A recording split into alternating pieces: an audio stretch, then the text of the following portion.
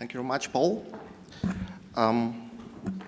So I'm distinguished guests, Mr. Boni, Honorable Member of the European Parliament, ladies and gentlemen. I'm very happy and delighted to moderate, to chair the session on challenges and expectations. As Commissioner Oettinger said, I have high expectations for the ISA² program, and I guess all of us, we share these high expectations. It's a very ambitious program, so potentially we expect also challenges. So we'll discuss challenges, but more importantly, solutions, how we overcome potential problems on the way of implementation. So I will sit here.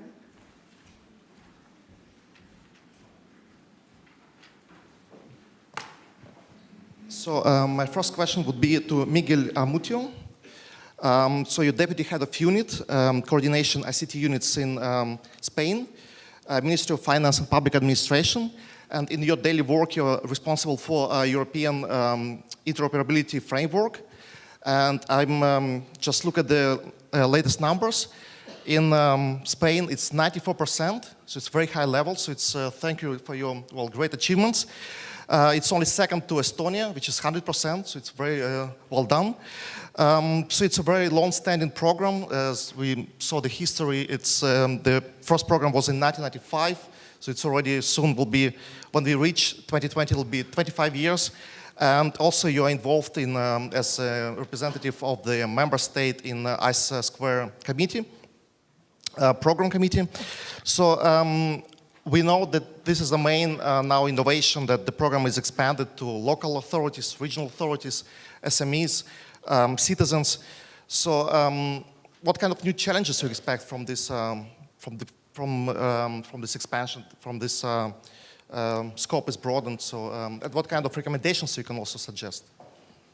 Good afternoon. Okay. This works. Okay. I would underline three major challenges. The first one has to do with the impact of legislation, because the achievement of interoperability is not only a technological issue. It requires a global approach to the business of public administration and the implication of all lawyers.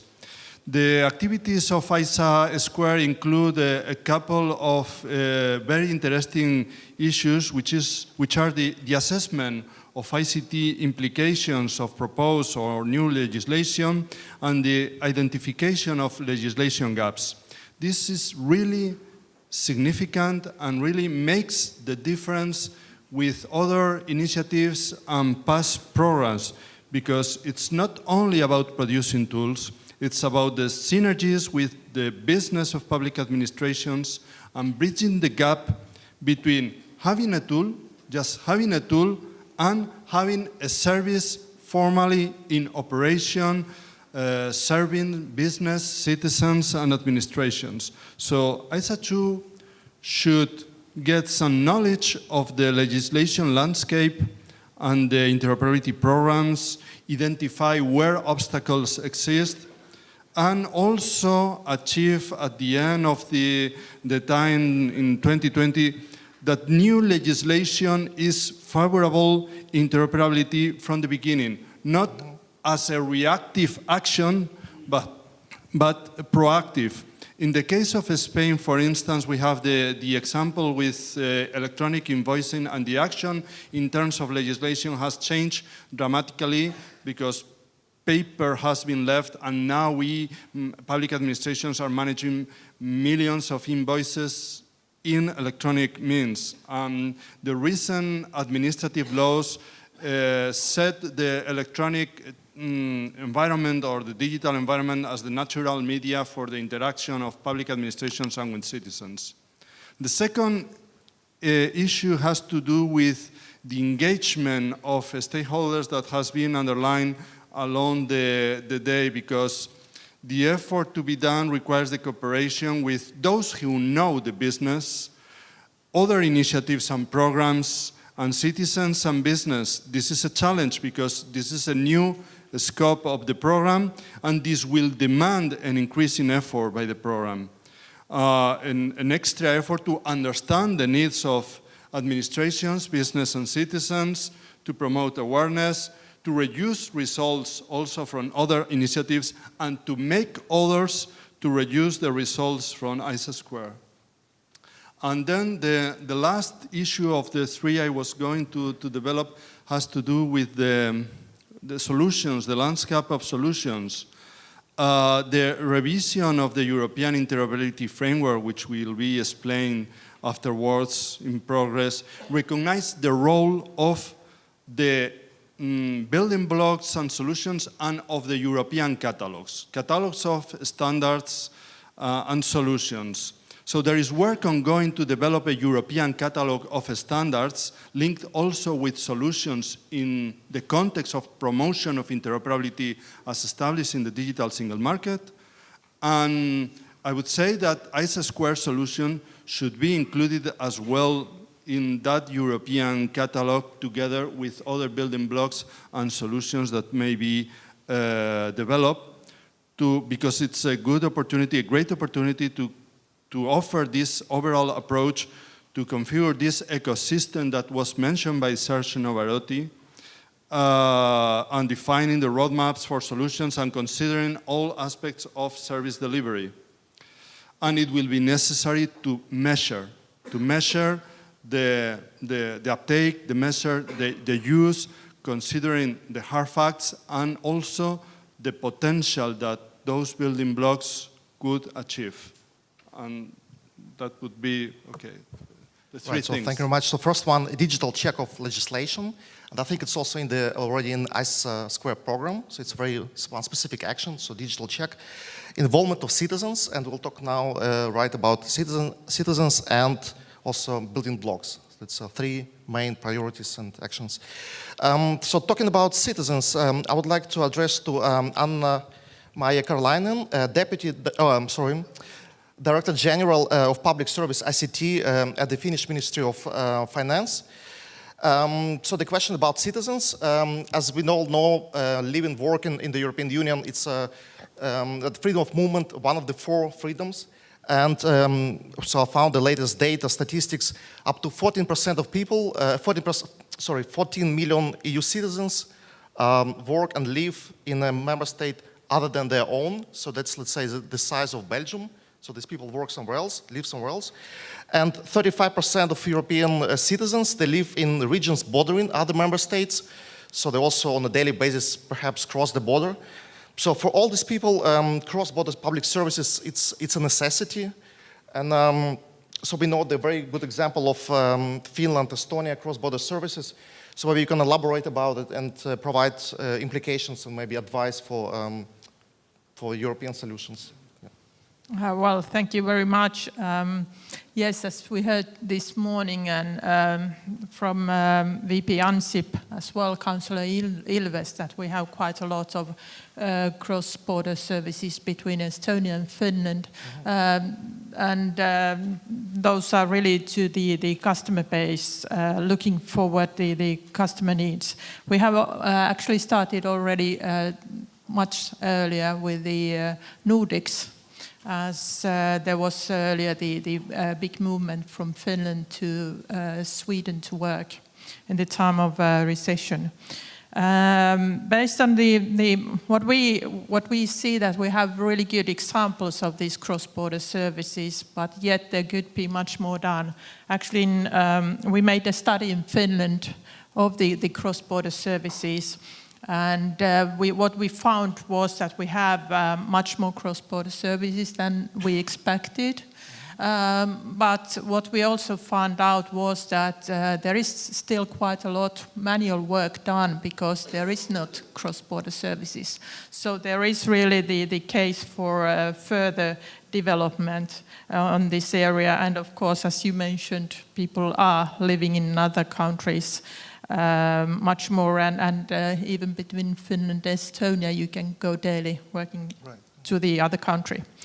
What I see the difficulties relating also what Miguel was already telling was the differences in the legal structures, in the administrative structures in different countries. How a company is defined in one country is another type of company, for example. The semantic interoperability, Do we understand the similar way the terms? And then I think one coming back to the VP Ansip's mentioning the e-prescription issue in cross-border cooperation. Finland, we have implemented the EU standard, the ISA². Yet in the cooperation with the Estonia, they would like us to communicate point-to-point more rather than with the EU standards. So that is also that we should all be aware what is on the EU level and use those on all our benefit. What I see, we heard today the cross-border by default.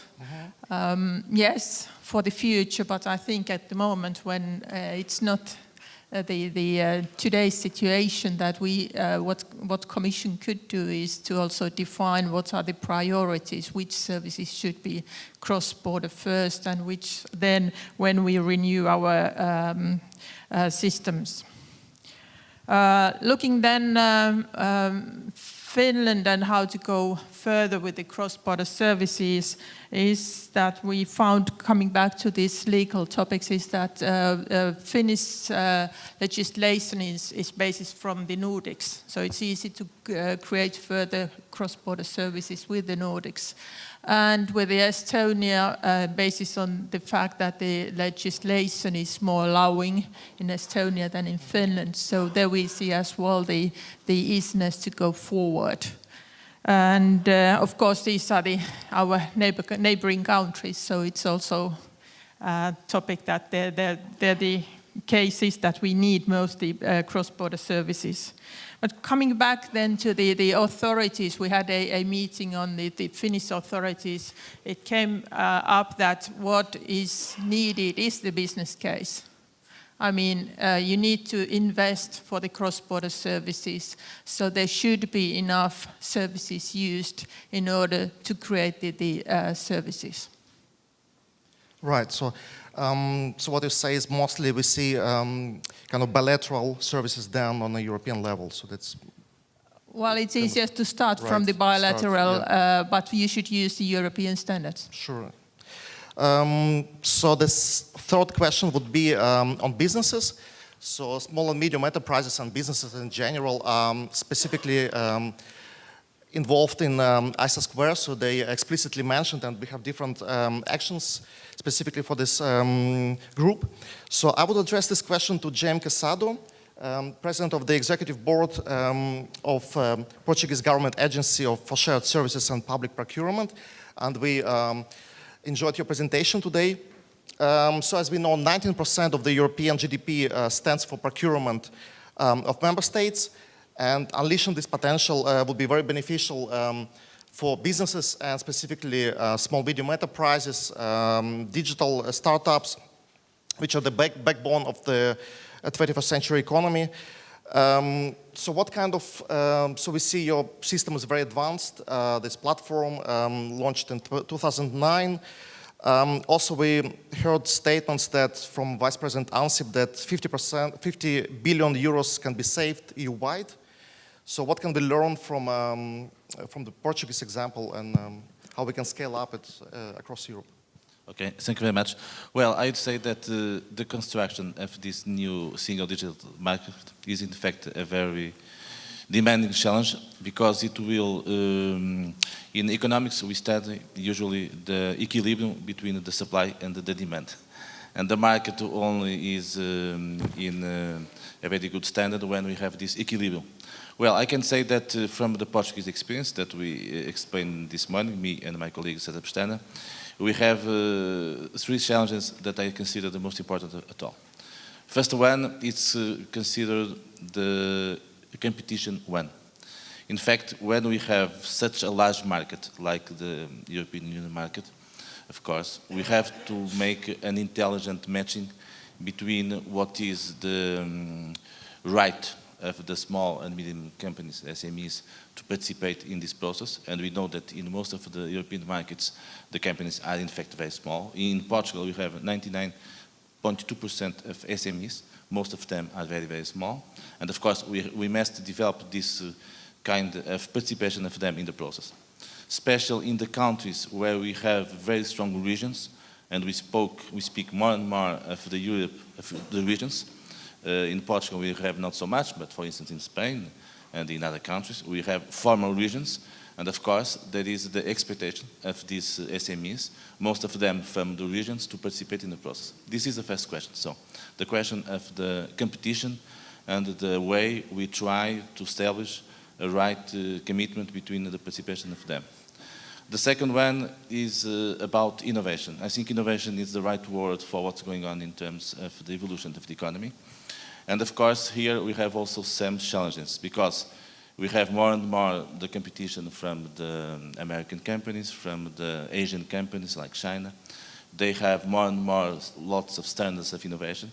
And of course, we have to be prepared, the governments and the authorities, to see how we can have also in our countries innovative systems that allow our countries to be competent in the way we deal with our firms. So innovation, I think, is very important. Innovation is very important in everything that is considered with public sector. As you know, OECD and the European Commission have developed during the last years lots of strategy about innovation in public administration. And of course, public procurement is one of those lines for that.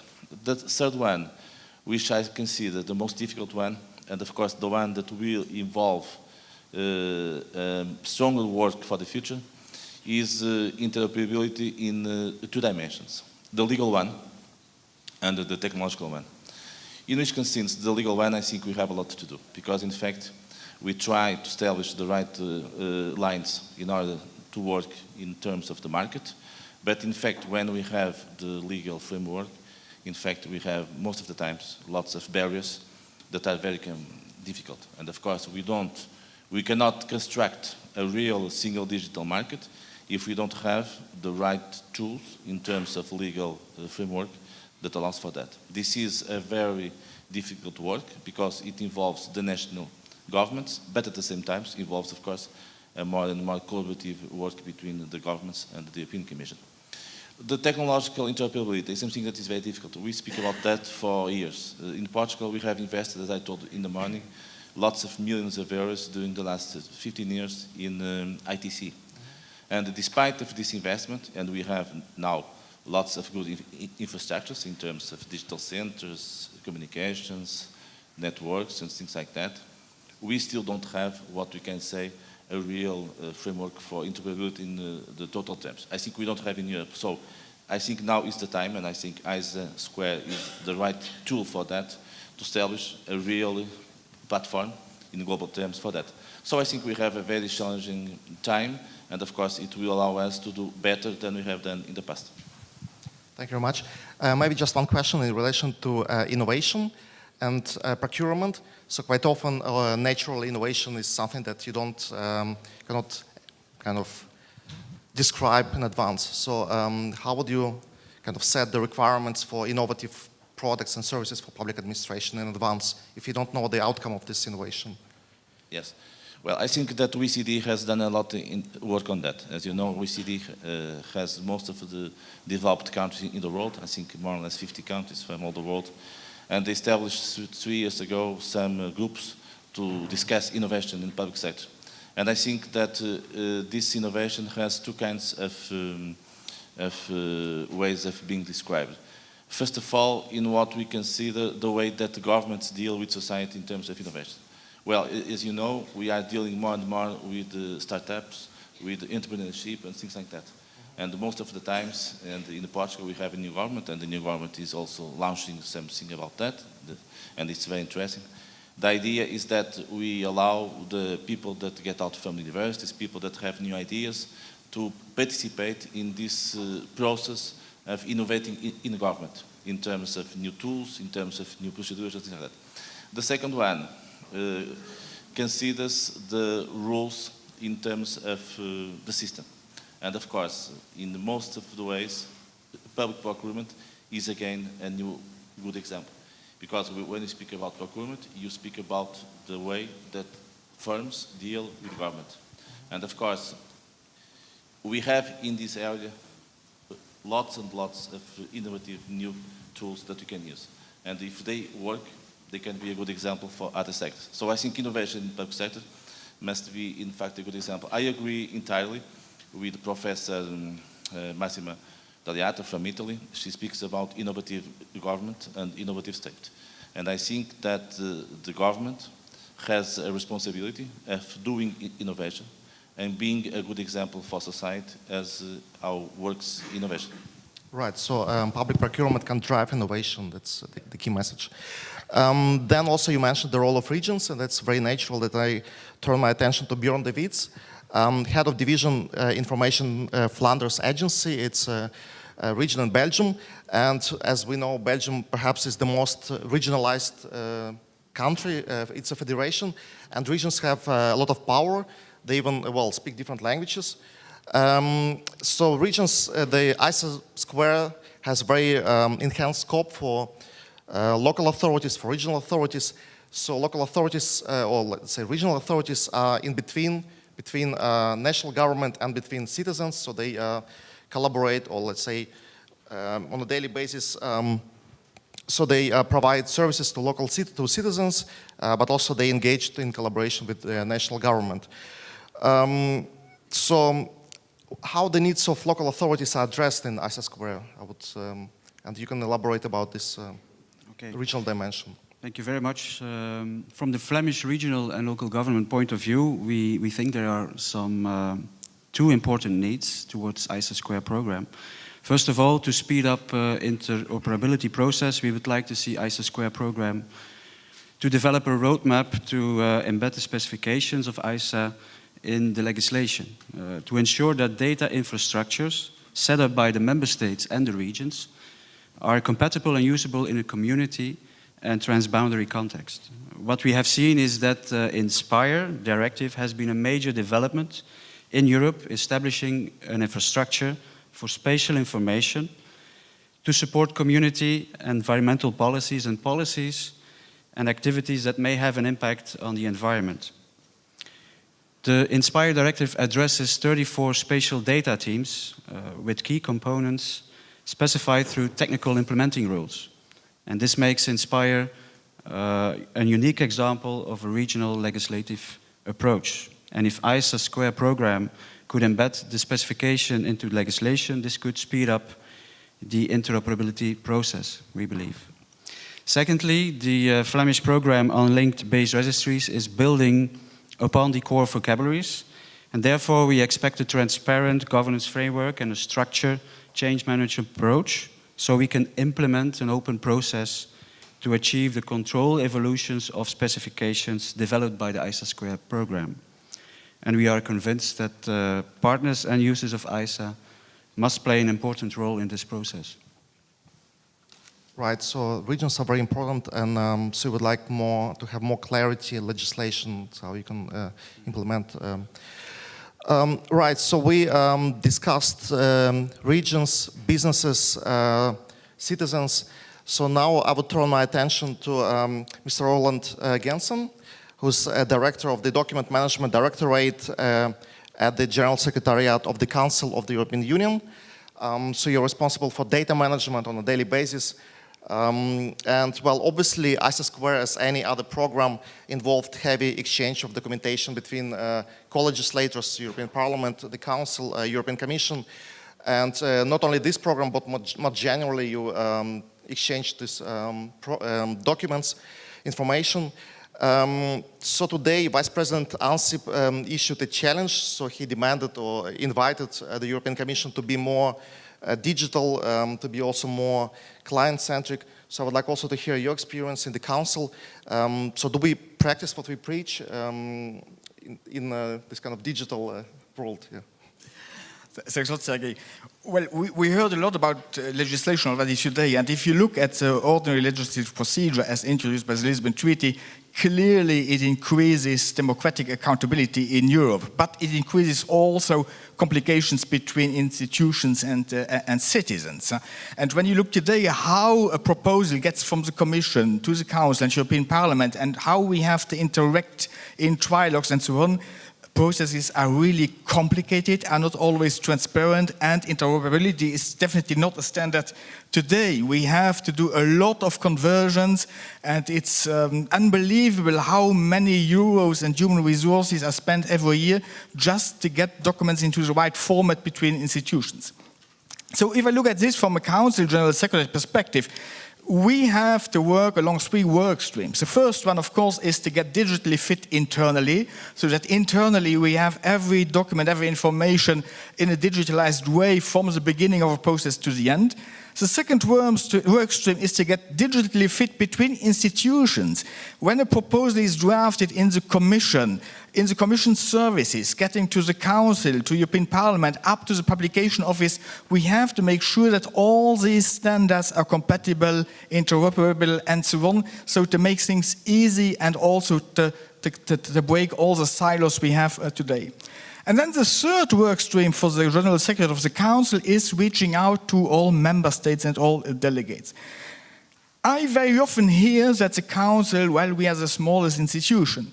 Well, the General Secretary of the Council is probably one of the smallest organizations in Brussels, but the Council, it's not us. The Council, it's us with 28 member states. So when we have to do Council decision preparations, we have to serve 28 heads of states and governments, plus the President of the European Council. We have to serve hundreds and hundreds of ministers in all those member states.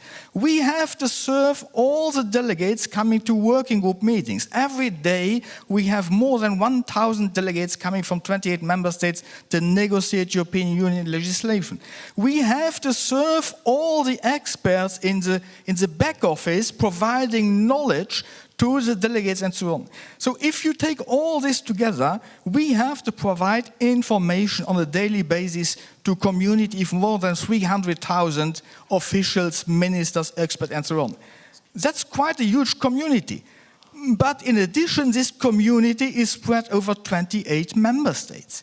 28 member states having digital agendas, having agendas for e-government, and so on, having different e-government or digital solutions within regions and so on, and we have to be fit to be interoperable with all these. So you can easily imagine why I'm interested in ISA² and why we would really like that interoperability solutions get out of this. This makes our life definitely easier. And so it's a question of standardization, it's a question of secure certification, it's a question of culture. And it was already raised this morning, it's not only digital, we have to change the culture. And one work I like really is the concept of boundaryless. Boundaryless organizations, boundaryless administrations. I think that's also at the basis in order to have these interconnections. And when I look at the European Union business, legislative drafting and so on, I'm pretty sure that our organizations, the General Secretariat, can make a difference, can play a role in order to increase also interoperability between member states, ministries, administrations, regions, whoever. And we have also our role to play as a co-legislator with regard to the citizens, with regard to the civil society, with regard to those interested in following European Union affairs. So all this, I'm pretty sure, will have an impact on the way we work. And by the way we work is a British program in order to get to smart workplaces. So we could also imagine that this is an opportunity to get to a smarter European Union, to get to smarter cooperation between all stakeholders in the legislative European Union process. One precondition, of course, is digital signature. I think for us it is really a concern. Perhaps Lucas would prefer that we all register as e-residents in Estonia, that all officials, be it from the institution or administration, and that we take benefit of what we already set up. But I think that's not the right approach. We can learn a lot. We can learn a lot from member states. We can share a lot of experiences. We can create knowledge on that basis. And I think, as I said, for me, digital signature is at the heart, and we have to get this right. So, to conclude my intervention, today the Council General Secretariat is pretty much a document distributor. So it's a one-way tool. So today I would say, we click, you link. But definitely, I think we should become an organization where information is shared and where we interact with all stakeholders, that we get to what you propose. You click, we link, and Gertrude, I got it. We take this engagement, we will make it happen, and I hope it will happen together with ISA². Thank you very much. It's very enthusiastic. Now I would like to maybe to stimulate discussion in our panel. So if you can ask questions to each other, or maybe you can comment on some of the issues addressed right now by your fellow panelists. No.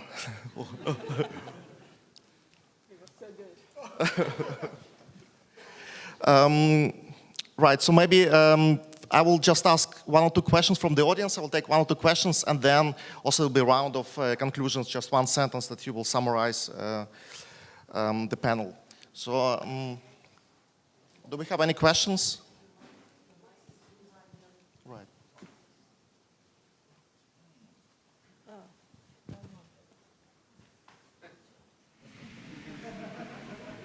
No?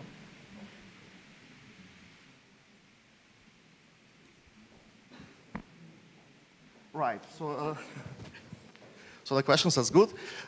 So it was very clear, very strong key messages. So maybe just one sentence, what you expect, just in one sentence. What kind of Europe you expect in 2020 if ISA² is successful? Just maybe very brief. Right. Interoperable Europe.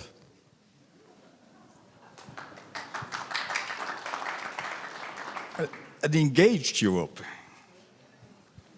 Well, I would say favorable legislation not only to interoperability but also to digital transformation, understanding the needs of all the stakeholders, administration, business and citizens, and taking care to provide an overall approach to interoperability in Europe.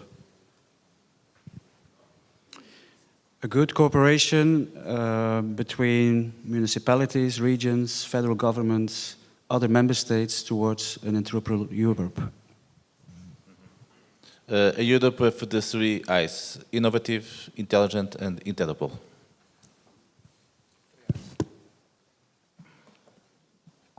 Right, so thank you very much for your contribution. It was very interesting to hear all different perspectives from member states as well as from the Council. Thank you very much. Indeed, it's interoperable, engaged digital transformation. So it will be Europe that we want. It's Europe that we want to live in. It goes beyond technical interoperability, but it goes right at the heart of our continent. And then what? Right. So thank you very much for your attention, and we close the session.